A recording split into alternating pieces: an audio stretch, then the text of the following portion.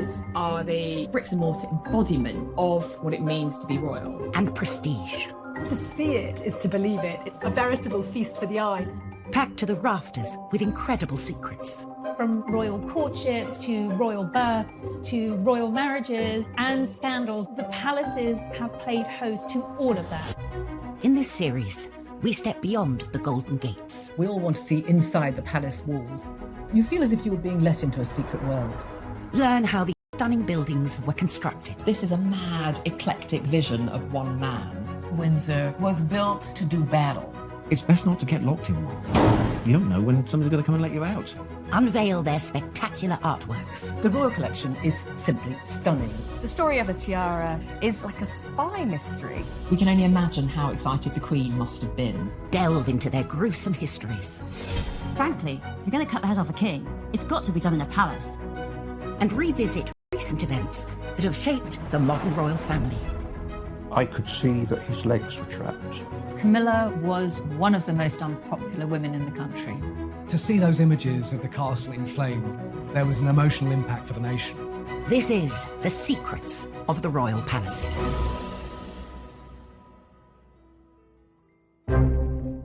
This time, we go behind the scenes with the builder who took on one of the most complex renovation jobs in the Windsor Castle restoration. We'd got 2 draftsmen drawing for the best part of a year before we even started to make anything. Get an inside look at the residents accommodating an ever-growing royal family, Kensington Palace. It was a very neat house once upon a time, but when monarchy got hold of it, they turned it into something of an architectural monster. Uncover the secrets sewn into the Queen's most iconic outfit. Hartnell actually added a wonderful secret detail, which is a little 4-leaf shamrock. We discover the most bizarre palatial presents the Queen has ever received. She was given a crocodile, and Sir Martin Charteris, her private secretary, had to put it in his bath on Britannia. And we reveal the castle with the 16th century murder mystery that went horribly wrong. It was going to be the perfect crime. Kill Darnley, blow up his house, no one will be any the wiser. The royal palaces serve as a permanent reminder of the history and influence of the British monarchy through the ages. But alongside the grand and ostentatious are those palaces that can often go unnoticed, built to blend in and to be a place for royals to call home. Across Hyde Park, some 2 miles west of Buckingham Palace, lies a remarkable royal housing complex brimming with secrets. Apartments and houses there, and it's perfect for the royal family. The Queen's got a lot of cousins, and she needs to house them. Royals have occupied Kensington Palace for over 3 centuries, and various generations have extended it to suit their needs. Architecturally, it's a bit of a mess. It's not the kind of unified vision that most palaces aspire to be. It was a very neat house once upon a time, but when monarchy got hold of it, they turned it into something of an architectural monster. Its first royal inhabitants were William and Mary. As a result of the Glorious Revolution of 1688, they'd been invited from the Netherlands to replace the Catholic James II. They needed a new palace, but they needed it built quick and cheap. As a new king and queen, they didn't want to start building with great ostentation a project that would take years when their essential job was to control the nation and persuade them of the quality of their governance. Get it up, get it done, and let's get on with the business of running the country. They bought Nottingham House, a small villa in what was then the suburb of Kensington, and hired the most celebrated architect of the day, Sir Christopher Wren, to transform it into a palace. But Wren wasn't known for speed. His masterpiece, St. Paul's Cathedral, was only halfway through its 35-year building programme. William and Mary wanted their palace in 6 months. Mary wanted a palace to be built around that house by Christmas. And this was a phenomenal task to ask of Christopher Wren and all his collaborators. It was a bit of a bodge job, really. It was about trying to extend and build on what was already there and do so very, very quickly. With such a tight deadline, the builders cut corners. Kensington is notoriously badly built. It's had a whole series of structural props and failures. and Wren's masons just threw it up too quick. 5 months into the project, these shortcuts led to tragedy. A vault collapsed, crushing a carpenter. And to have someone who's dead because of your design and workmanship, it racked Wren. He was found with his head in his hands in St. Paul's Cathedral. Mary then stepped in and said, it's my fault. To have a monarch feel responsible for deaths because of your building project is quite extraordinary. Rather pitifully, we know she wrote to William and said, it showed me the hand of God plainly in it, and I was truly humbled. But there is a ruthless side to every queen, I think, because they were still in the new build by Christmas. It is an astonishing feat to have created a palace in just 6 months. But also his budget, thanks to a rather unregal building material. It was built in brick, which was sort of unfashionable material at the time. It's quite plain in its architecture. Parts of it just look like a street rather than a palace with, long facades like any London street at the time. It's a bizarre building in many ways. Whilst Kensington Palace is home to young royals like William and Kate and their family, home for the Queen means Windsor. I think probably almost more than anywhere else, it is her home. This is where she's spent a huge amount of her childhood, adolescence, and now it is her haven. But at 11:30 a.m, on the 20th of November 1992, the Queen's lifelong home was thrown into chaos when a small fire started in her private chapel in the northern corner of the castle. Windsor Castle was being rewired, and there was a light which caught one of the heavy curtains and went up in flames immediately.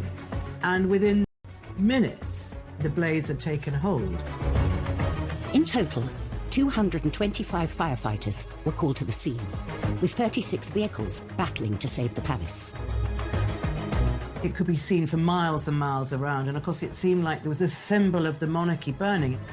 To see it in flames, I think, did have an emotional impact for many people in the UK. And no one felt that impact more than the Queen herself. The Queen was at Buckingham Palace and she was informed about the fire, and she got to Windsor as soon as she possibly could. She arrived to find the palace she calls home burning out of control. It was clear to see that it was very distressing for her, watching the fire sweeping through and people desperately trying to tackle the blaze. As firefighters battled to bring the fire under control, the royal family leapt into action and helped organise a rescue mission to save the castle's many priceless treasures from the path of the raging flames. They formed a human chain, masterminded by Prince Andrew, who knew every inch of that castle. As a child, he'd explored it, and he knew where all the secret back passages and everything else were. The Queen was shocked, but she is pragmatic. She gets on with it, and she realised that she had to be part of the effort to save what they could. And they did. The royal family were part of the chain there to get stuff out. We can reveal that in the end, only 2 works of art were lost in the fire. The blaze took 15 hours to bring under control. What had started as a small electrical fire in the royal chapel had spread outwards into 2 of the palace towers and totally destroyed in rooms, had been completely destroyed. It was so dramatic and so terribly sad. And the next day, the Queen surveyed the ruins, and as she walked through the charred remains of some of her possessions, she seemed like a little old lady, who had lost something so treasured to her. Despite the devastation, the plan to rebuild started straight away. There was a competition for the redesign, won by a firm of architects who worked with oak specialists, Venables Brothers. We'd got 2 draftsmen drawing for the best part of a year before we even started to make anything. Initial reports suggested repairs would cost up to £60 million. Could take 10 years for the castle to dry out. Once you've got the job, you realise the size of the task that you've undertaken. And the question of exactly what form the reconstruction would take involved some controversial decisions. The Queen and the Duke of Edinburgh really were in charge of the restoration. They had a dilemma. Do they try and restore rooms back to exactly how they were? Could they even afford that? Or do they do something different? My blood pressure went up and I think I went grey in the process. Coming up on Secrets of the Royal Palaces, we reveal the secrets of the Tudor toilet. Going to the loo with Henry VIII was the top job in the Tudor court. And we go behind the scenes of the greatest historic building project ever attempted in 20th century Britain. The design that they came up with was absolutely stunning and probably the most complicated piece of oak joinery we've ever been involved in.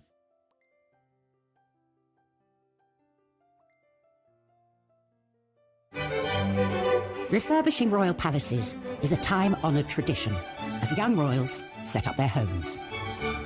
The Duke and Duchess of Cambridge converted offices in Kensington Palace into their new apartment. Charles and Camilla spruced up Clarence House when they moved in. And Meghan and Harry reportedly spent £2.4 million overhauling Frogmore Cottage. But these renovations pale in comparison to the monumental task that faced the royals at Windsor Castle. In November 1992, a devastating fire ripped through Windsor Castle, destroying more than 100 rooms. From the ashes came a radical plan to rebuild the castle, a plan the royal family would personally take charge of. There was a restoration committee headed by Prince Philip, who was extremely good at organising all these things. Central to the renovation was a redesign of the room at the epicentre destroyed. But rather than rebuild it, they came up with a whole new concept: the octagonal lantern lobby. Chuck Venables and his brother were the oak specialists chosen to take on the job. The design that they came up with was absolutely stunning and probably the most complicated piece of oak joinery we've ever been involved in. The shaped ribs were so difficult to draw as they changed shape. We had to form them in plasticine. And there was no getting away from the palace residents. Prince Philip has always been very keen on design, and he's extremely artistic. I'm sure he had plenty to say. I remember the first time I met Prince Philip on site. It was very pleasing to talk to him and see that he understood what we were doing and wanted to make sure that it was put back properly. After 18 months of hard work on the lantern lobby, all that remained to be fitted was the pièce de résistance, the lantern itself. For Chuck, this was a heart-in-mouth moment. We'd never actually got the chance to check that the lantern or the lid would fit onto the roof, so we were all very, very nervous. To add to the pressure, the boss decided to check on their progress. The Queen opened a window and started to watch what was going on. So, of course, everybody was absolutely petrified. Finally, we got the message to say that it fitted. The room had completely transformed, but the royal family wanted to mark the site where the terrible fire had started. Prince Philip left his own mark on the new lobby. Some of the stained glass windows in the chapel were designed by Prince Philip, and they depict some of the happening of the fire into the new fabric of the castle. A permanent reminder of the fire, forever etched into the historic building. As well as the creation of the lantern lobby, all the staterooms have been carefully restored to their former glory. I think the restoration work at Windsor Castle has been done really well. The detail and the intricacy of the work is plain to see. Only 5 years to the day of the fire, the castle was reopened with a lavish ceremony. Reconstruction costs had come in at just over half the initial estimate. For recognition of their work, Chuck and his brother were invited to attend. The Queen walked straight up to my brother and started talking to us, and we were both completely lost for words. She did say how restoring the Queen's home, it was about preserving the heritage of this country in many ways. When you look at the pictures of what it was like after the fire and how it looks now, I think the restoration there has been fantastic.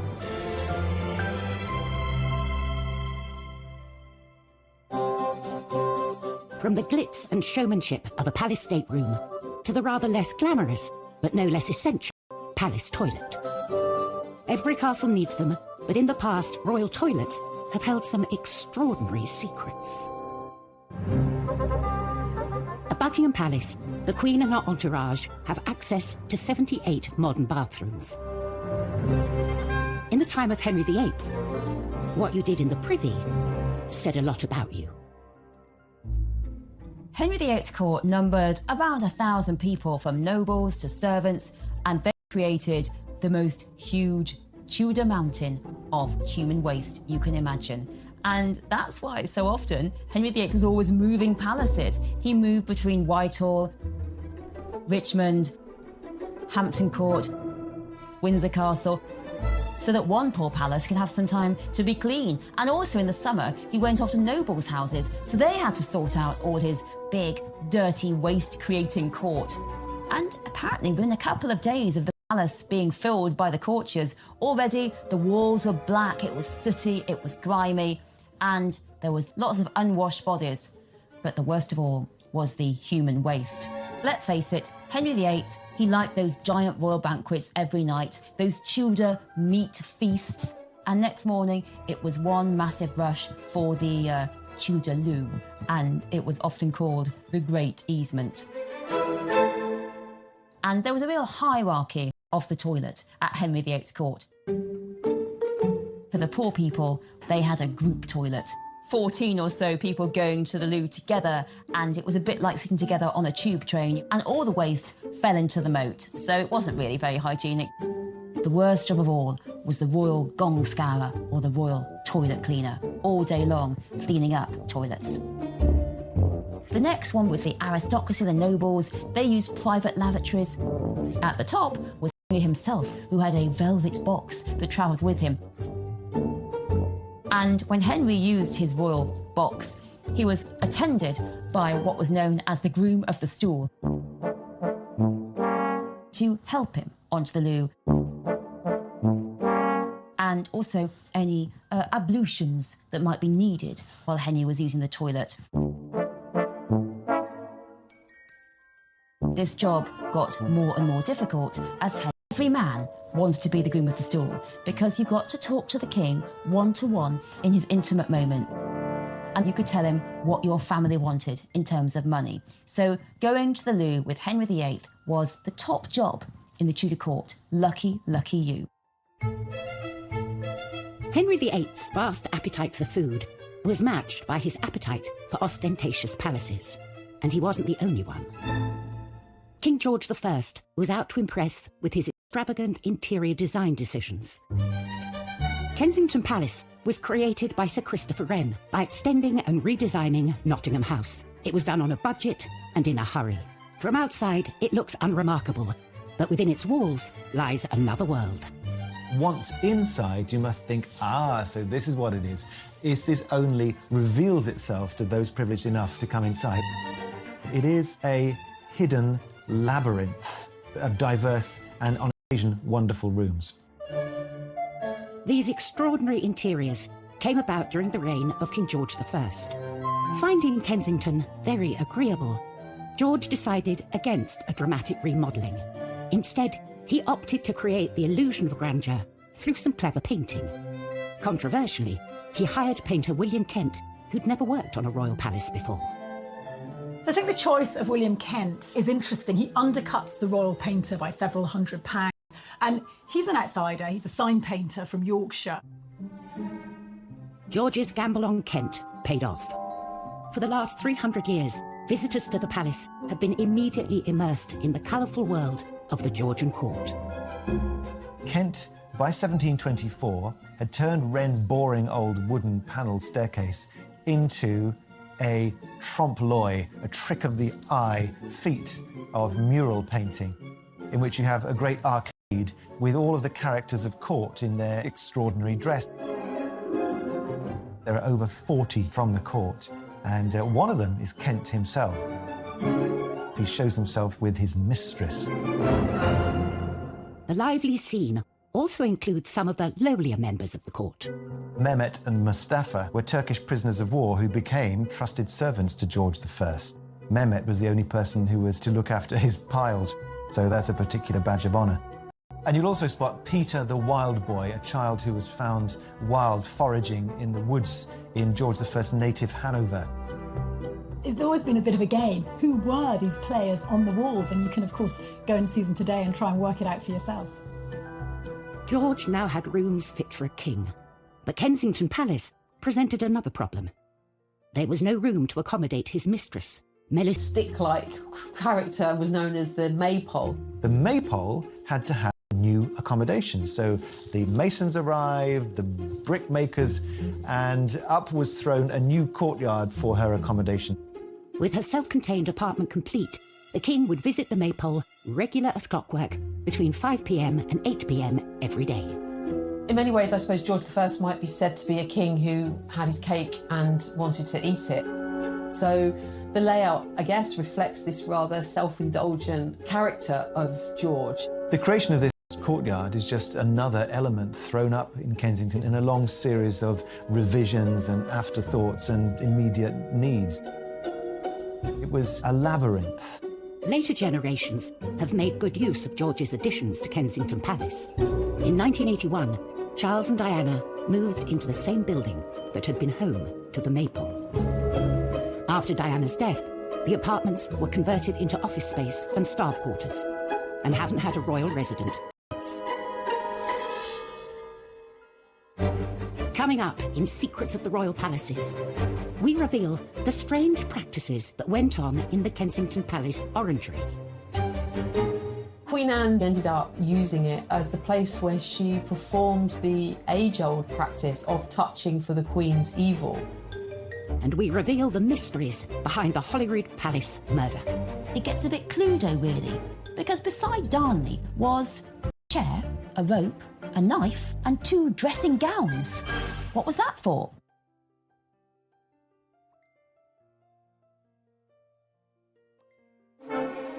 Since the reign of Queen Victoria, Buckingham Palace has been the monarch's HQ, a symbol of the prestige of royalty.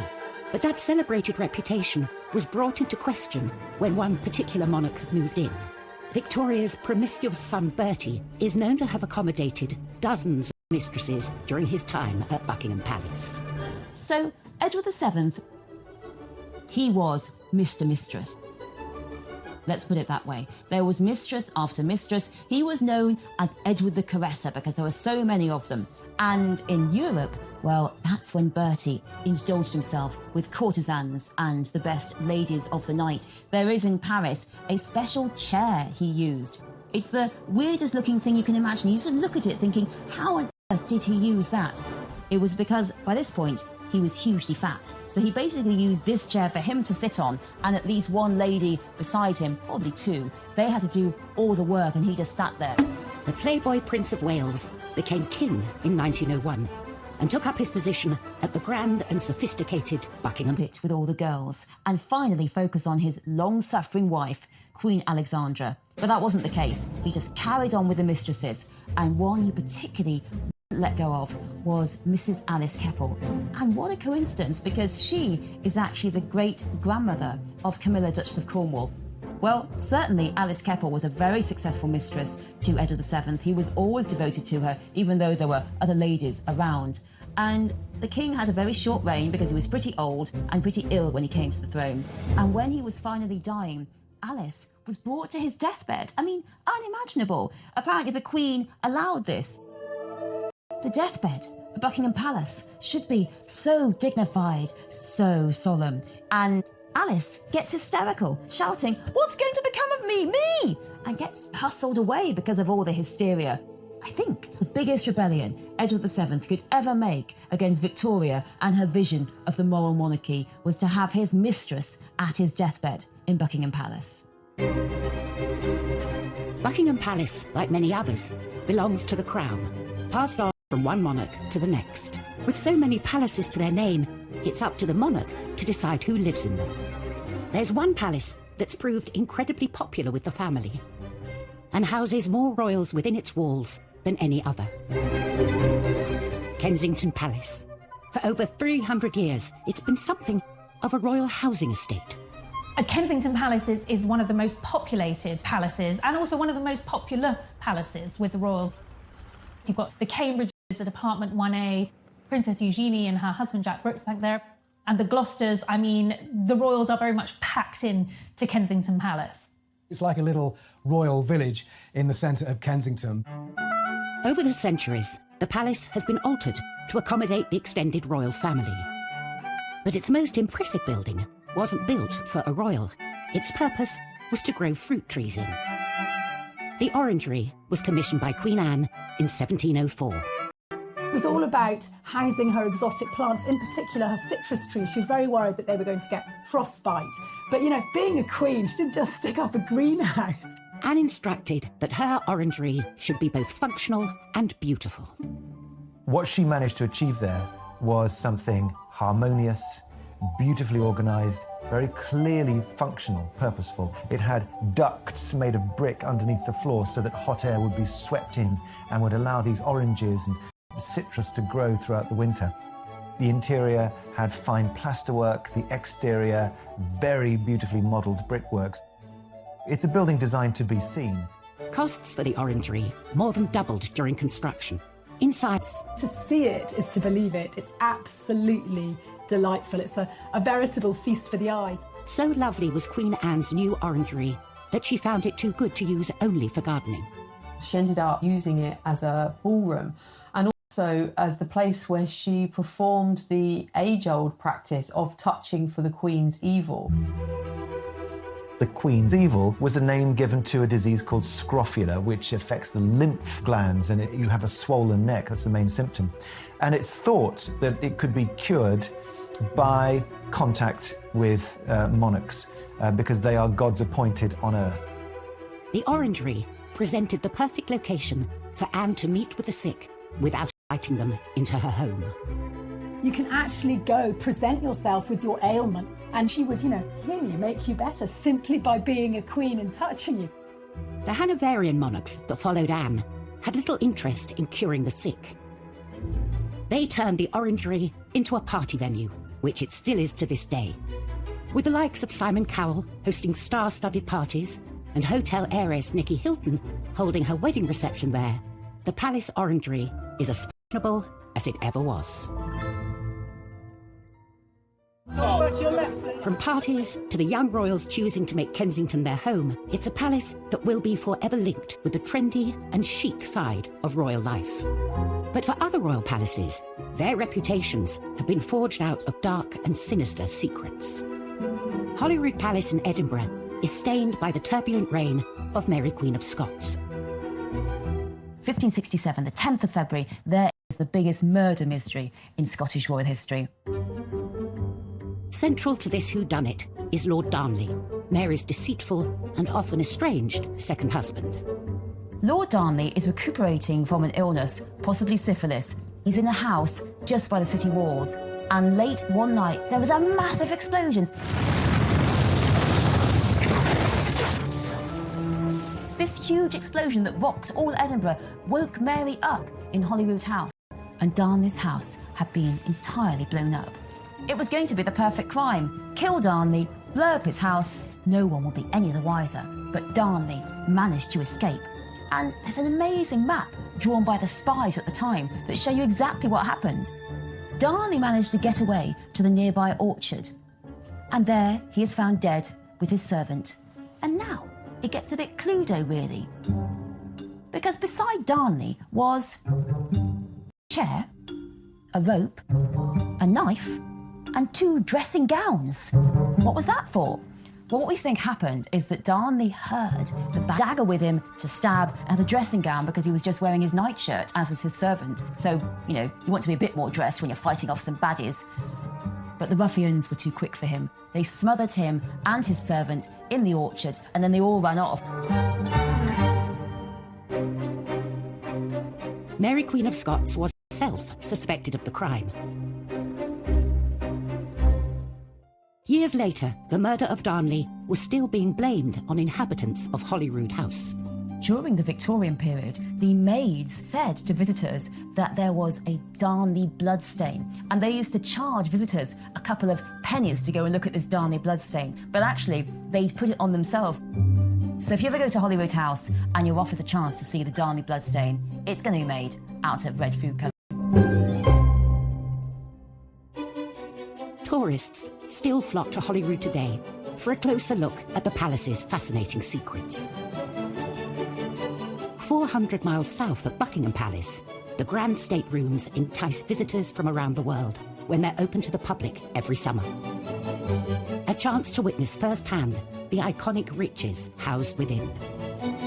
Clothing is such an important part of the major events in our lives, and when it's done well, it communicates everything that is really important at that precise moment to the wearer and to the occasion. The 2nd of June, 1953, Elizabeth II's coronation. For the first time, the whole ceremony, as well as the famous appearance on the Buckingham Palace balcony, would be televised. With the eyes of the world on her, it was essential she had the right dress. A dress so special, it would have secrets sewn into its very fabric. The Queen's coronation dress is just stunning. There's no other way to describe it. It was made by the leading British couturist at the time, Norman Hartnell. Elizabeth knew this dress would go down in history, and she proved a very hands-on client. The 4 national emblems of England, Scotland, Ireland and Wales were already going to be included. The Queen came up with a rather wonderful suggestion to also include emblems for each of the dominions over which she was becoming Queen. You can make out the maple leaf of Canada, the wattle of Australia. You can see the lotus flower of India, and then the wheat sheafs of Pakistan. The whole dress becomes a true symbol of the reach of Queen Elizabeth II. Hartnell loved the young Queen's ideas, but they didn't see eye to eye on everything. Originally, Hartnell represented Wales, but more official Welsh symbol of the leek. Despite the Queen's attention to detail, there was one secret that Hartnell managed to sneak past her. Unknown to the Queen, Hartnell actually added a wonderful secret detail, which was a little 4-leaf shamrock, which he placed on her left skirt, just underneath where her hand would be resting in the ceremony. A secret message from the designer to the Queen on the dress that would be immortalised as part of the coronation ceremony. And the day would be complete when Elizabeth II stepped out onto the famous Buckingham Palace balcony to wave to a mall packed with her subjects. The glitter, the glamour, just the pure historicity of it all must have been magnificent. The dress is now part of the royal collection displayed at Buckingham Palace, a palace so integral to its story. Coming up on Secrets of the Royal Palaces, step inside the top secret dressing rooms of Elizabeth I. These were her secret spaces where the makeup went on and no man could go. And we unearth some of the most unusual gifts housed within the palaces. The gift was a massive 6-foot-long grasshopper made by the French surrealist artist François-Xavier Lalande.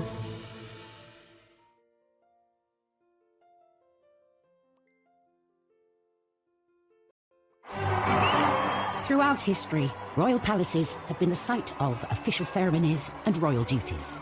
But when the crowds depart and the cameras turn off, it's a different story.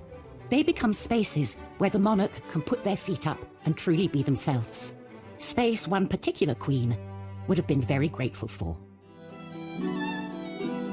Elizabeth I, she's one of our most recognisable English monarchs. Bright red hair, this white skin, extravagantly dressed, all the jewels. She wasn't vain. The Queen did all this excessive amount because she had to.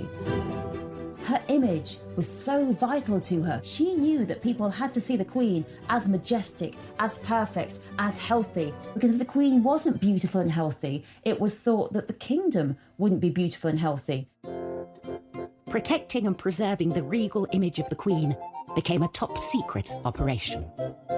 Her palaces on the Thames, Windsor, Hampton Court, Richmond, Whitehall, whichever palace the Queen was holding court at, she had a suite of rooms called the Privy Lodgings, each more secluded from the court than the last. These were her secret spaces where the dress, where the makeup went on, and no man could go. Only her private ladies went with her, and they helped her with her makeup. The secret of what lay behind Elizabeth I's incredible image was one not to be revealed.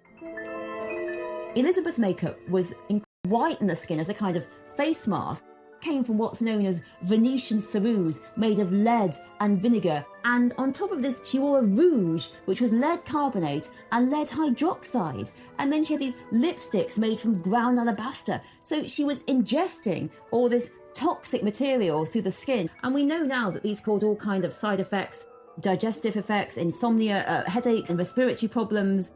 She died aged 69, and I do wonder whether some of it hastened her death and made it more painful.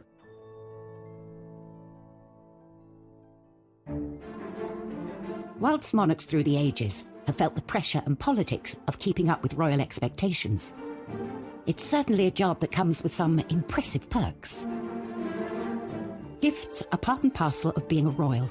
Cellars and storerooms at Buckingham Palace and Windsor are full of trinkets and oddities given to the Queen and her family over the years. One of the times when gifts are exchanged are during a state visit. When you think that she's been on the throne for over 70 years, and each year there's been at least 2 state visits, you can imagine the amount of things that she's collected. A treasure trove of wonderful and sometimes weird gifts. Over the years, the Queen has received some really bizarre gifts, from 500 tins of pineapple to horse semen, which was probably quite ideal for someone who is interested in breeding horses. She's also been given a whole host of exotic animals. One occasion she was given a crocodile, and Sir Martin Charteris, her private secretary, had to put it in his bath on Britannia. In 1972, the President of Cameroon even sent the Queen an elephant called Jumbo, which was put on a plane and flown over to Britain. One thing you don't want to do is give her something she's already got. One man didn't have to worry about that. The President of France, Georges Pompidou, hosted the Queen and Prince Philip in a state visit in 1972. Pompidou was spearheading a project to open a new museum of modern art, so naturally he wanted to give Prince Philip a suitably modern gift. And what says modern more than a gigantic insect? Behold, the grasshopper. Made by the French surrealist artist François-Xavier Lalanne, it's made of brass and iron and porcelain. Only 2 of them were ever created, and the other version was sold at auction in 2018 for $1.6 million. It's not only a work of art. This bizarre animal has a practical purpose. It is indeed a fully functioning air-conditioned bar, and the insect's wings actually open out to become a drinks table. It's an incredibly fun period piece from the 70s, when having your own portable bar would have been the absolute height of cool. Today, the grasshopper is still standing guard. Philip was absolutely thrilled with it, and he wanted to put it in the drawing room, and he asked the superintendent whether he thought that was a good idea. And I remember the superintendent telling me, he said, well, sir, perhaps by the swimming pool, might that not be more appropriate? The bold gift idea was clearly a huge hit. Anyone for a grasshopper cocktail? Next time, we go inside Holyrood to reveal the true story of Mary, Queen of Scots. The plays, the films that have been made about her extraordinary life, it's personified in that Northwest Tower. We uncover a royal fake that could be worth a fortune. What if the Queen's copy was actually worth £50 million? And a case of history repeating itself at Buckingham Palace. It was around 30 years before that Harry was seen on the balcony doing exactly the same thing to his cousin, Princess Beatrice.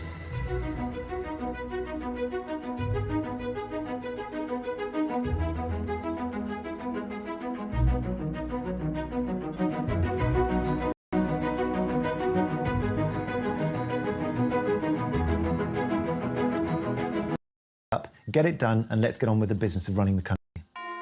They bought Nottingham House, a small villa in what was then the suburb of Kensington, and hired the most celebrated architect of the day, Sir Christopher Wren, to transform it into a palace. But Wren wasn't known for speed. His masterpiece, St. Paul's Cathedral, was only halfway through its 35-year building programme. William and Mary wanted their palace in 6 months. Mary wanted a palace to be built around that house by Christmas. And this was a phenomenal task to ask of Christopher Wren and all his collaborators. It was a bit of a bodge job, really. It was about trying to extend and build on what was already there and do so very, very quickly. With such a tight deadline, the builders cut corners. Kensington is notoriously badly built. It's had a whole series of structural props and failures, and Wren's masons just threw it up too quick. 5 months into the project, these